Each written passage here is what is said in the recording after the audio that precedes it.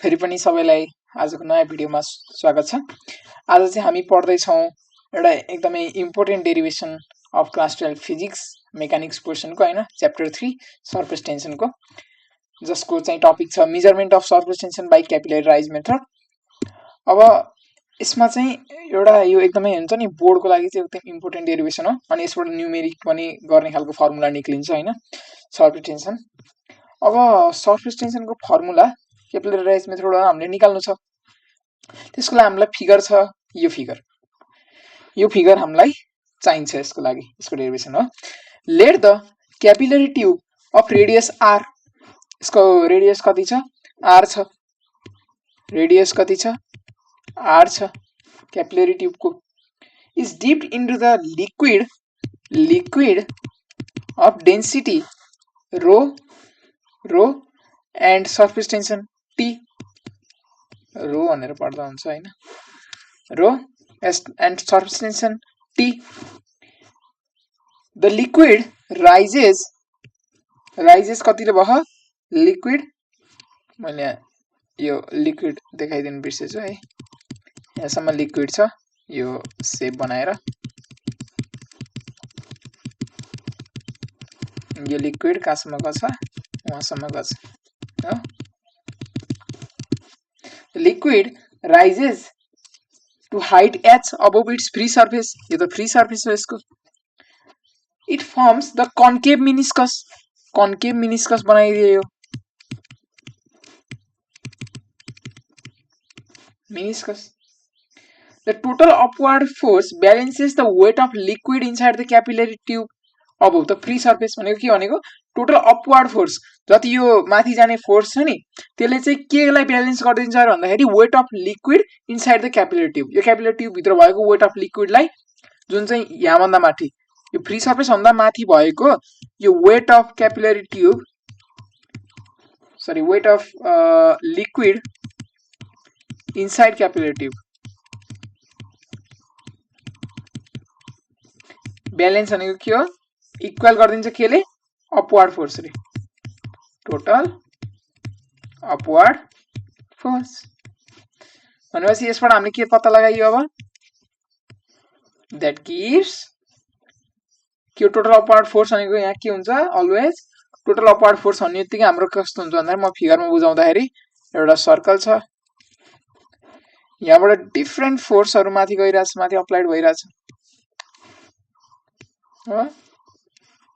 जाडो भए पनि भयो, different फोर्सहरु लागिराछ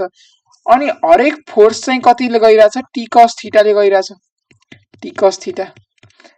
theta. So total upward force भनेको के भयो अलवेज यसको circumference 2 pi R times T cos theta, यसलाई भनिन्छ हामीले total upward force, total upward force भनेको यति हुन्छ। सो हामीले यहाँ के थाहा पाइयो 2 pi R times T cos theta is equal to कति वेट अफ द लिक्विड भनेको त कति हो वेट भनेको त always mg is equal to mg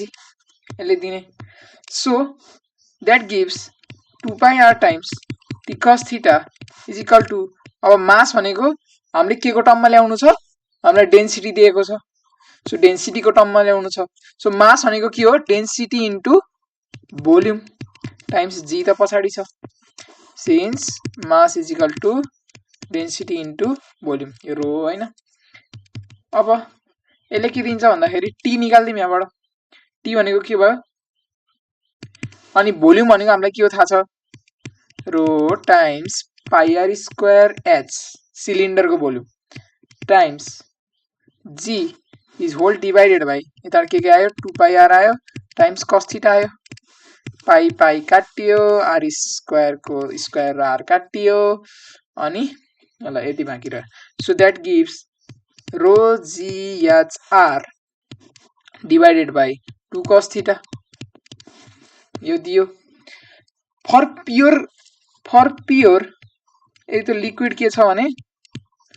water glass pure water छ भने के हुन्छ थीटा भनेको के हुन्छ अलवेज के हुन्छ थीटा 0 डिग्री हुन्छ भने पछाडि टी को भ्यालु कति भयो रो जी एच आर cos 0 भनेको 1 divided by 2 so this is the equation of surface tension for water glass sphere that is measured by capillary rise method अब यो वाटर ग्लास स्पियर को लागि मात्र हो नर्मल फर्मुला के हो टी भनेको के हो rho G H R by 2 cos theta where theta is equal to और यो थीटा भनेको हाम्रो के हो एंगल अफ कन्ट्याक्ट भनेपछि के रहेछ अब यहीँबाट पनि डेफिनेसन बुझाइदिन्छु म एंगल अफ कन्ट्याक्ट भनेको के रहेछ यो लिक्विडले सर्फेस सँग जे पनि छ यहाँ हैन अर्को सर्फेस सँग बनाउने यो एंगल हामीले के भनिन्छ एंगल अफ कन्ट्याक्ट भनिन्छ हो